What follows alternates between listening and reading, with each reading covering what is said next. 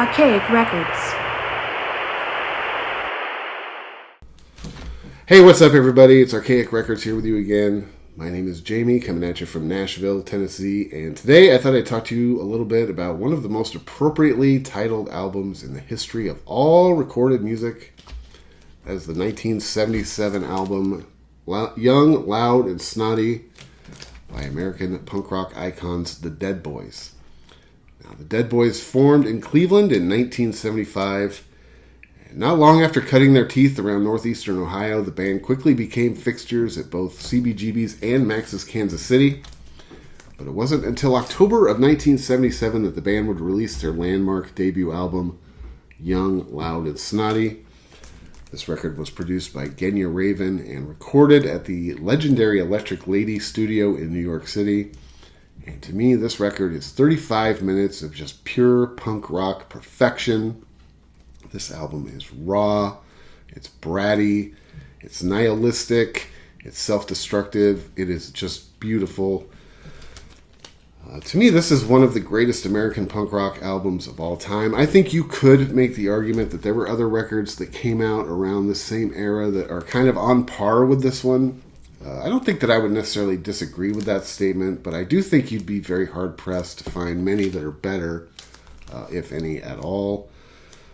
To me, this band and this record really kind of define what punk rock is, or at least what punk rock was in its infancy, between the music and the attitude, and of course the legendary performance by the band's iconic frontman Stiv Bader, who I think sort of personified punk rock, or at least what punk rock was in its early days.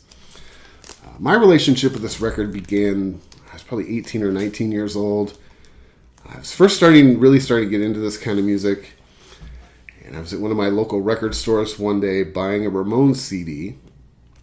I don't remember which one it was specifically, but I do remember it was a Ramones CD because I remember the guy behind the counter told me, he said, if you like the Ramones, you need to check out this band called the Dead Boys. And of course, at the time, I said, oh yeah, man, I love those guys. They're awesome. But the truth is, I had no idea who they were. I guess that's just how I rolled back then. You've probably done the same thing yourself. But as I was walking home that day from the record store, I did make a mental note of it. And on one of my next visits in, I did pick up a copy of this record on CD, took it home and listened to it.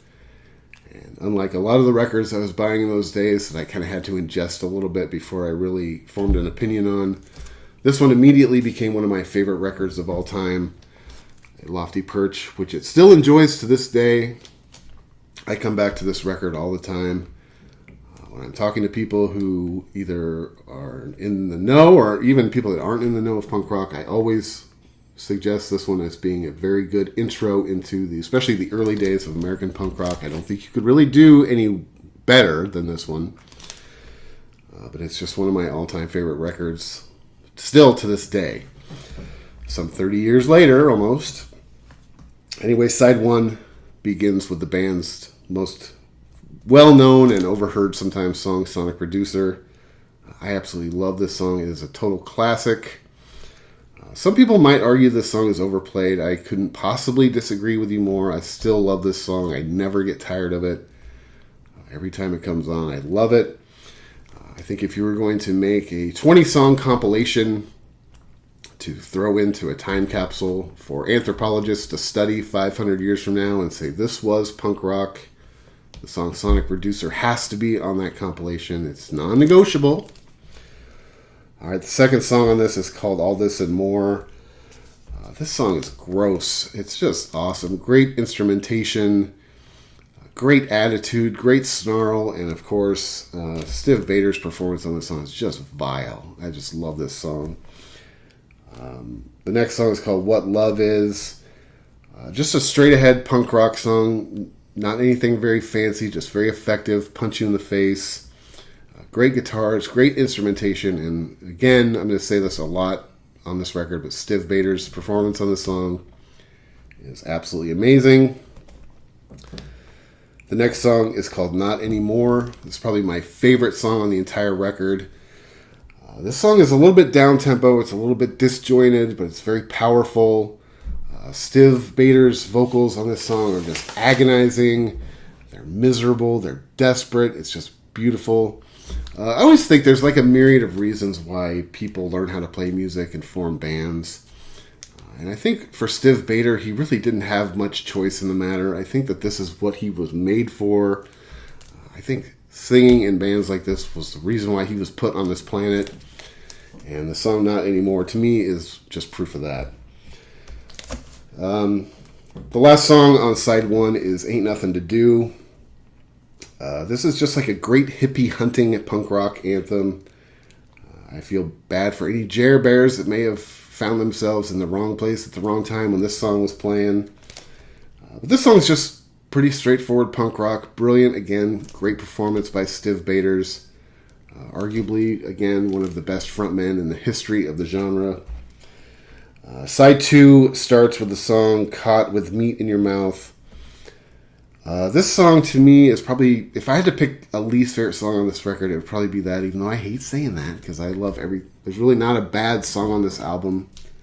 But if I did have to pick a least favorite, it would probably be Caught with the Meat in Your Mouth. To me, this song is basically just a love letter to the Stooges, and I'm not saying that that's anything bad.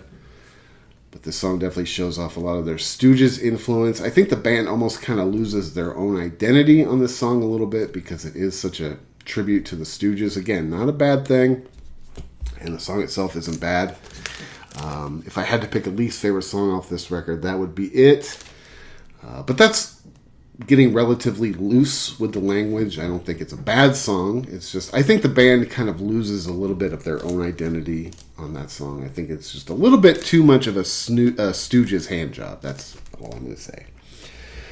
The next song on side 2 is Hey Little Girl, a live track which was recorded at CBGB's. Good song, good version, good live version of the song. I like it. It's just a pretty much basic, straightforward live song. It was recorded at CBGB's in New York. The next song is called I Need Lunch. This song is just pure sleaze. Just unadulterated, unfiltered sludge. It's just amazing. And Stiv Baders is just a total dirt merchant in this song. It is awesome. Just pure, nasty, what you would expect from the Dead Boys. Almost exaggerated what you would expect from the Dead Boys, but it's a great song. The next song is High Tension Wire. I love this song. I love all the instrumentation. For all the love that Stiv Bader gets from me and other people, and I've given him a ton on this video, this song proves to me that the band could play. The instrumentation on this song is incredible. I think this band is very underrated musically. And I think that musically, this is the best track on the song. And of course, Stiv is great on it. I love the song High Tension Wire. And anyway, the album ends with a song called Down in Flames. The song kind of begins with just a basic chugging kind of punk rock intro. And eventually the song just kind of dissolves into chaos and noise. Sort of a fitting way to end the album. I like this song. I don't think it's necessarily a standout on the album, but I think that, again, I don't think there's a single bad song on this entire album. I really like that song. I think it's a fitting way to end the album.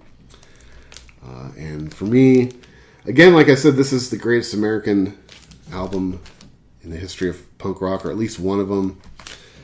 In 1978, the band returned with their follow-up album called We've Come for Your Children. That album, to me, gets kind of a bad rep. There's a lot of people who really don't like that album.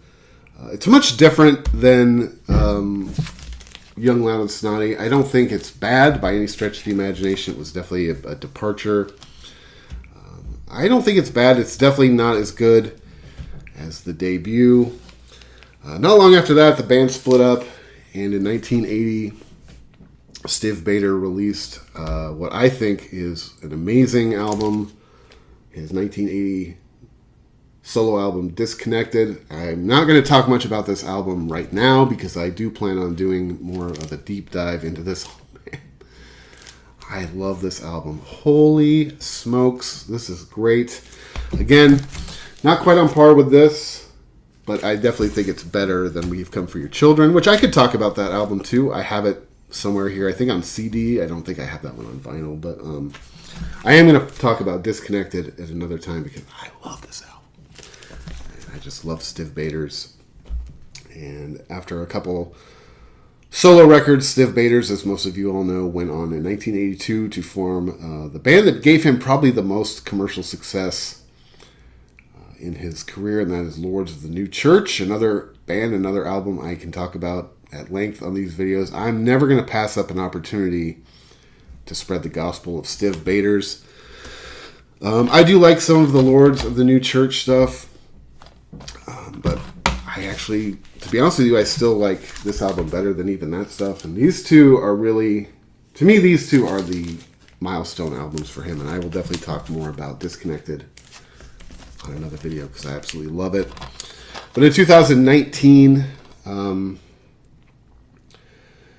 filmmaker Danny Garcia put out this awesome documentary called No Compromises, No Regrets, the story of Stiv Bators, which chronicles his entire career. If you look at this shelf right here, that entire shelf is all music documentaries. I live for these things. But especially being such a huge fan of Stiv Bators as I am, I absolutely live for the archive live footage, the history, the interviews, the people around him. But really, to me, it's the archive live footage. This thing is just jammed with it. This thing is the goods. I love all music documentaries, but I would say that this is definitely one of the better ones. If you haven't seen it, I would seek this one out for sure. I do know that it is streaming on Tubi if you are interested in seeing it. And recently, anyway, this does talk about Stiv Bators' entire life, and of course, sadly, I have to mention this. I'd be remiss if I didn't. Of course, Stiv Bators passed away in 1990, sadly, of traumatic brain injury after being struck by a taxi cab in Paris. At the age of 40 years old, it's funny at the time, I mean, I guess I wasn't even into Stiv Bators when he died, honestly, but by the time I got around to being into this type of music, I found out he died at 40. I remember thinking to myself, yeah, I can see that, but as now I'm pushing 50 years old, 40 doesn't seem that old anymore. But again, this talks about one of the greatest performers of all time, and the legacy of music he left. It's just astounding still to this day, whether it's the Dead Boys, solo stuff, or even Lords of the New Church. I think he is one of the most important figures in the history of this style of music. And there's a local record store in Nashville. Actually, there's kind of this like dirt mall here in Nashville that me and my wife go to a lot, right over by the current home of the Grand Ole Opry. And right next door to where the Grand Ole Opry is, there's this kind of hidden secret here in Nashville of all these kind of secondhand stores. My wife and I call it the Dirt Mall. I don't know if that's what people here call it, but it is a very cool, like, kind of local secret. And I was over there the other day because one of these stores has a record store in the back of it. The record store is called Jimbo's, so I want to give him a shout out because I go there periodically because at Jimbo's Records here in Nashville, it's kind of a little boutique record store. It doesn't have a ton of stuff as far as quantity goes, but he's always got amazing... the stuff he does have is very high quality, kind of curated. I really love going in there. And I did find the vinyl soundtrack for the Stiv documentary. And this thing has got a lot of cool stuff on it. There's a picture of Stiv Bators van surfing, which became a big topic in the film. Apparently he was a big van surfer. I didn't know that. Perhaps you did. But it also comes on this beautiful cherry red clear vinyl. So I want to give a little shout out to Jimbo's in Nashville, one of my favorite little boutique record stores. He's always got the goods. Like I said, he doesn't always have a ton of stuff in terms of like quantity, but the stuff he has, his little store is curated very well. And so this is a score that I will cherish forever. Anyway, man, thanks a lot for checking out this video. My name is Jamie. This is Archaic Records coming at you from Nashville, Tennessee. Remember to support your local record store and listen to anything by the master himself, Stiv Bator. And remember to check back every Monday on this channel for Morrissey Monday, a celebration of all things Morrissey and the Smiths. Anyway, thanks again for checking